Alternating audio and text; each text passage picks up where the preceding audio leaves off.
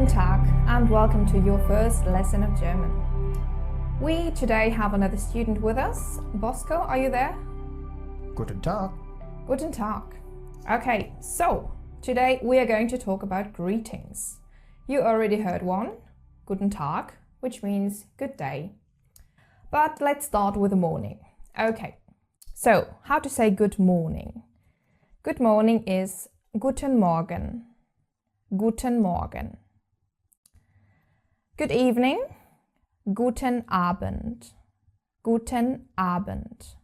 And then we go to bed and we say Gute Nacht, good night, Gute Nacht. Don't worry about the missing N, all normal, and you will understand that a bit later in the course. So, what else have we got? I also greeted you with Hallo in the beginning. Hallo is very normal, casual, informal, and you would just say to anyone you meet, to your friends, and yeah, just anyone. So it's very common. And nowadays we also use hi or hey a lot. So you will hear that as well in Germany, especially used by younger people. Okay, now to say goodbye, you would, amongst friends, you would say tschüss. But we actually pronounce it a bit longer. We tend to say tschüss. I don't know why that is. It might sound a bit weird, but yeah, that's just what we do. Then, of course, we can be a bit more formal and we can say auf Wiedersehen. Auf Wiedersehen.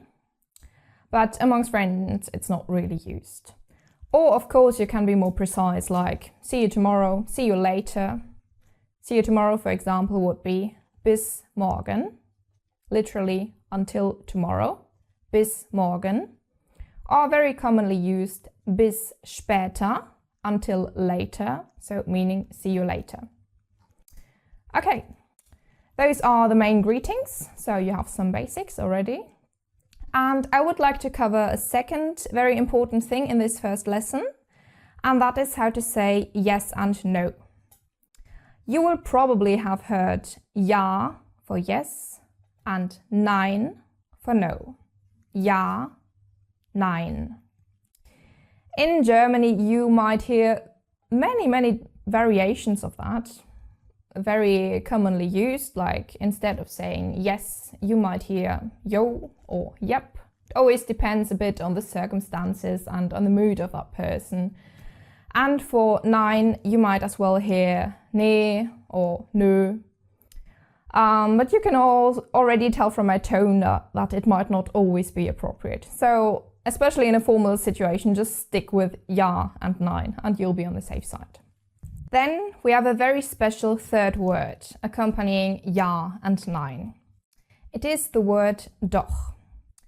Doch is unique to the German language. The concept of doch doesn't exist in English, so it might be a bit difficult to grasp, but I will do my best to explain it. Doch is a form of saying yes, but not in an affirmative way, but rather as an objection to something. Like when you have been asked a negative question, for example, aren't you hungry? But you are hungry. You can't simply say yes, ja, you have to say doch, because you are objecting to what just has been said to you or what you have just been asked. Also, when arguing with someone and you think something is yes and the other person thinks no, then it would go like this. Yes, ja, no, nein, yes, doch. So the second time you want to say ja, you can't say ja, you have to say doch.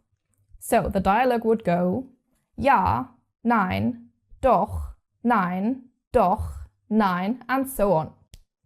So, for example, if I say, oh, I can't speak English, but you think that I actually can't speak English. You yes, say, if you like, oh, I can't speak English. You say, oh, doch. Exactly. Doch. So that is a negative statement of yours, which I don't agree with. So in order to object you, I say doch, because I think you can. So yeah, doch. So, oh, I can't speak English. And you say, Yeah. Doch. Doch. That, which means you think that I actually can say speak Exactly. English. Yes. And I can't say ja. It honestly wouldn't make sense to us Germans if we said ja in that situation. Mm-hmm. We would then think, yeah, what? Huh? What are you talking about? So, no, we really have to say doch in such a situation. It's a response to my negative Exactly. statement. Can be a negative statement, a negative question, but as soon as you object, you have to say doch. Just doch, and that means Yes. you don't agree with my statement. Exactly. Okay, so we have that covered too. And this is it for lesson 1. And in the next lesson, I'm going to talk about the alphabet. And it's going to be a very, very important lesson because we have so many rules for the German alphabet. But I promise you, once you know them, you will be able to read out every word, no matter if you know it, no matter if you don't know it, or if it's long or short, whatever. So the next lesson will be very interesting and important. And yeah, I look forward to having you here again. Tschüss!